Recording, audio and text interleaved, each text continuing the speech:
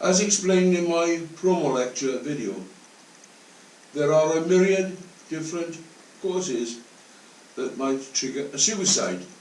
People are like snowflakes. They look the same from a distance, but they're all different when looked at under a microscope. Feelings are ultimately what cause suicide, and no one can see or hear other people's feelings, only audio, video manifestations of them. Interpreting feelings is never easy, even for the incumbent having them. So recognizing feelings that might lead to suicide is fraught with difficulties, not least being that the interpretation of audio video manifestations of them may be completely mistaken. In my research, therefore, I did not rely on face-to-face contact or even voice-to-voice contact. I relied on internet-typed contact in a public question and answer forum that I knew was random. Email me if you want to know which one I employed. I chose it because I knew it filed every sequence of questions and answers for future reference.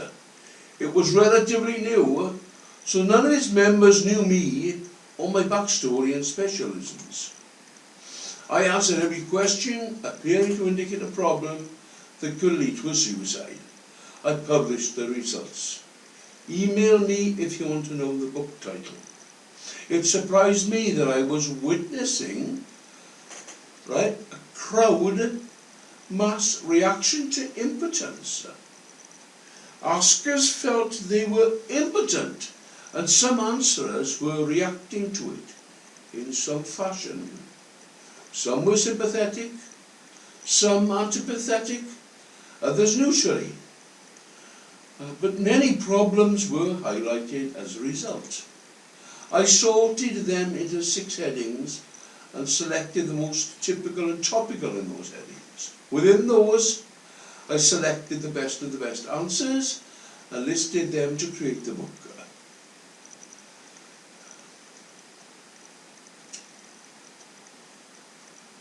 I teased out 6 main problems driving the suicide ideations. I then designed a 7-point program to curtail those problems and prevent their recurrence. The public response was remarkable. My social network rocketed upwards to millions of people. As soon as you are free of the thoughts of suicide, you start thinking about the problems that got you suicidal initially. I found in my research that money, or rather the lack of it, was at the root of most of them. Now, I had overcome my financial security worries, but not everyone else could. I was strongly challenged to discover more about this issue. I had overcome my churning thoughts of financial security issues. As a young adolescent, by obtaining a good professional qualification and an amazing job with a good pension. But that route I took no longer exists, so no one could follow me. They had to find a different route.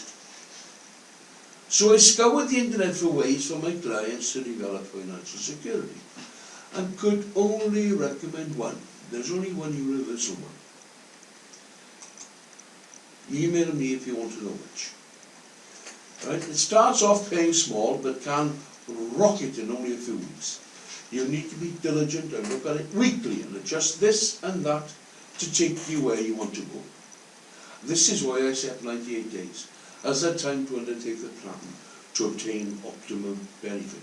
But cracking the financial security issue early, I found, is the prime solution. You conquer your financial impotence. Focus on it for a fortnight and get your neuroplasticity to prune the negativity of your previous thoughts of financial insecurity away. it can then replace them with positive and constructive paths, and a weekly check on them will change you into an Andrew Carnegie Jr. in the target 98 days. It is short-term pain for long-term gain. Get yourself a good internet marketing operations guru. See who Udemy has on its books in this instructor category. Mine advised me to put my course on Udemy and gave me a library of short internet marketing webinars for free. Email me if you want to know who my internet marketing operations guru is.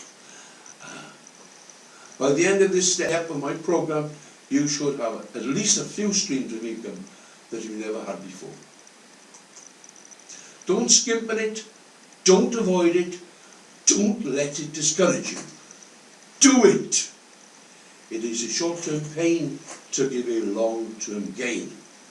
2 weeks of hard work to attract you passive and active incomes to keep you alive, feed, clothe and house you, and capture you a lifelong mate. Hey, can't be a bad thing. You'll see light at the end of the worry and the money worries tunnel, and feel your thoughts of suicide shrink into your past. Next time I see you, we'll be at lecture 3. We will look at moving your happiness up a few notches. You need this to integrate your victory over your money worries with a shift in the threshold along your happiness misery spectrum, at which depression kicks in and starts spiraling down into suicide ideating and desire for an easy death as the softest and laziest option. We are never going down there again, are we? We'll see you.